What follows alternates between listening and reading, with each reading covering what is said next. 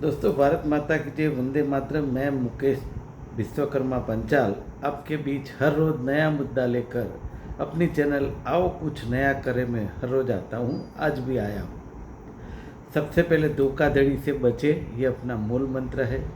समाचार शुरू करते हैं। समाचार ये है, पेट्रोल डीजल के भाव हर दिन बढ़े जा रहे हैं।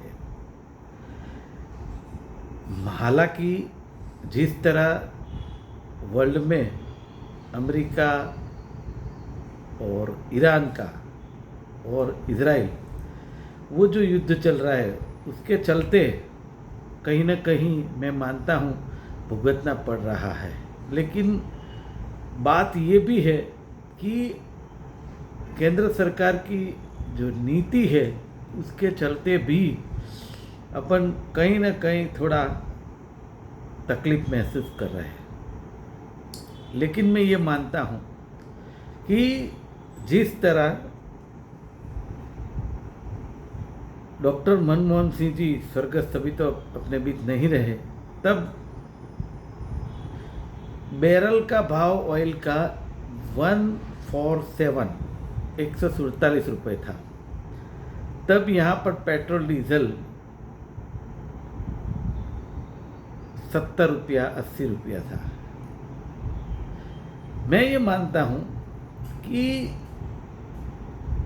ये जो भाजपा की सरकार है और नेता बात कर रहे हैं कि मनमोहन सिंह जी ने देश को नुकसान करके बॉन्ड लेकर देश की जनता को सस्ता पेट्रोल डीजल दिया, तो मैं ये कहना चाहता हूँ कि ये जो आप देश चला रहे हैं वो पैसा किसका है? भारत देश की जनता का पैसा है। तो भारत देश की जनता का पैसा तकलीफ में के समय में अगर इस तरह से एक प्रकार का कुछ न कुछ आइडिया निकाल कर देश की प्रजा को अगर सहूलियत दी जाती है तो उसमें क्या बड़ी बात है। पहले जो राजा थे वो भी यही करते थे, जब तकलीफ आती थी तो अपने भंडार खोल देते थे कि भाई मेरी प्रजा जो है उसको अगर कुछ मिला, वो अगर प्रजा रही अच्छे से तो टैक्स तो मुझे मिलेगा। लेकिन आज ये नहीं हो रहा है। उसके चलते देखिए आज हर चीज़ के दाम आसमान छू रहे हैं। जिसको कोई लेना देना नहीं उसने भी भाव डबल कर दिए। और इस देश में, इस राज्य में कभी भी एक बार भाव की बढ़ोतरी हुई फिर दाम कभी कम नहीं होते। तो मैं ये समझता हूँ कि जो सरकारी कर्मचारी है, जो प्राइवेट मल्टीनेशनल कंपनी में जो काम कर रहे हैं, इंजीनियर्स है, डॉक्टर्स है, जो भी है ऑफिसर, उनके पगार क्या डबल हो गए? नहीं हुए। कई लोगों को मैंने मीडिया में देखा इंटरव्यू देते हुए कि आज इतनी तकलीफ है कि हम कुछ सोच नहीं पा रहे। बच्चों को पढ़ाए कैसे, बच्चों को खिलाए कैसे, बच्चों को घूमने ले जाए कैसे। बच्चा बोलता है मुझे घूमने ले जाइए, कहाँ जाएंगे? आज मिडिल क्लास की जो हालत है ना, बहुत ही खराब। तो आज देश के अंदर सबसे बड़ा जो क्लास है वो मिडिल क्लास है। अगर उसके लिए अपन कुछ सोच नहीं सकते तो मैं समझता हूँ ये गलत बात है। ये पॉलिटिक्स की बात नहीं है। लेकिन जब आप सत्ता में नहीं होते हैं तब आप बात अलग करते हैं, और जब आप सत्ता में होते हैं तो बात आत्मनिर्भर की करते हैं। सच्चाई देश की जनता को बताना हर देश के मुखिया का एक फर्ज है, अधिकार है। जो भी हालात हो देश की जनता के सामने लाना चाहिए। लेकिन जनता को दुखी कोई मुखिया नहीं देख सकता, क्योंकि वह जनता आज 2.5 लाख करोड़ जीएसटी दे रही है और टैक्सेस तो ज़्यादा है। मैं समझता हूँ हमारे लोकप्रिय प्रधानमंत्री जो गुजरात से है उनको सोचना जरूरी है। हर चीज में एक भ्रष्टाचार की जबरदस्त बू चलने लगी। कोई टेंडर परसेंटेज के बिना कोई टेंडर पास नहीं होता, वो चाहे गुजरात सरकार का हो, रूरल विस्तार का हो, या कोई अहमदाबाद म्यूनिसिपल कॉरपोरेशन का जो भी हो। तो ऐसा क्यों? देखिए, अभी बारिश का मौसम आ रहा है, 15 दिन में पूरे गुजरात में और अहमदाबाद में बारिश होगी। आप देखिए कहाँ कहाँ पानी भरता है।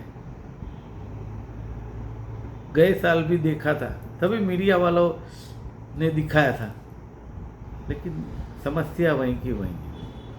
और कानून व्यवस्था पर सबसे बड़ा सवाल है। आज किसी को डर नहीं रहा है। कानून क्या है, पुलिस क्या करेगी, सरकार क्या करेगी, ऐसा एक मन में कॉन्फिडेंस हो गया है जो एंटी सोशल एलिमेंट से उन लोगों को।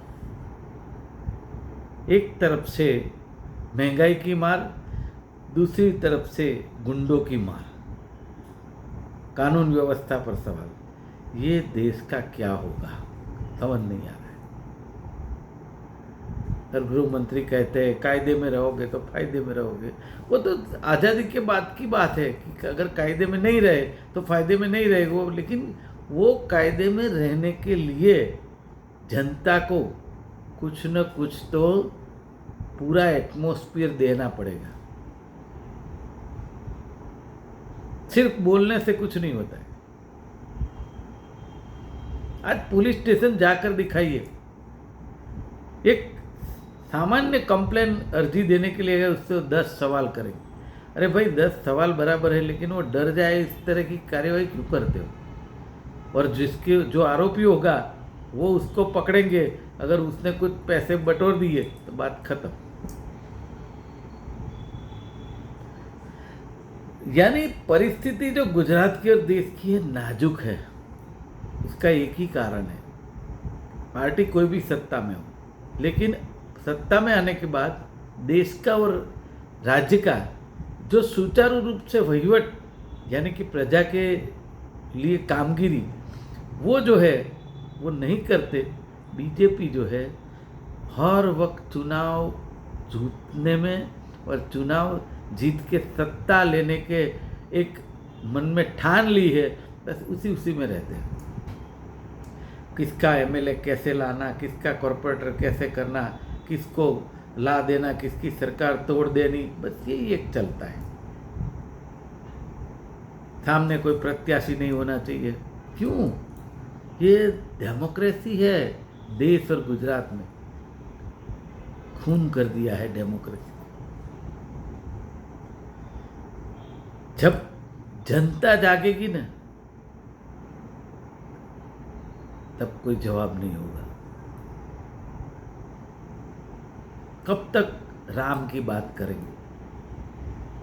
भगवान राम अंदर से कंटाल चुके होंगे कि मेरा नाम लेकर कितनी बार सरकार बनाओगे, कितनी बार जीतोगे।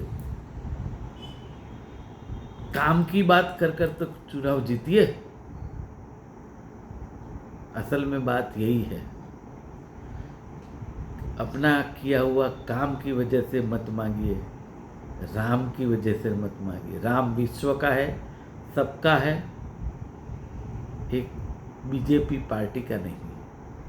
इसलिए भगवान राम वो भी नाराज है। देश की जनता पूरी जब नाराज होती है तो भगवान नाराज होंगे। सोचना जरूरी है, और खासकर सरकार तो सोचेगी, टाइम मिलेगा जब, लेकिन देश की और गुजरात की जनता को सोचना अत्यंत आवश्यक है कि चूक हमारी कहाँ हुई।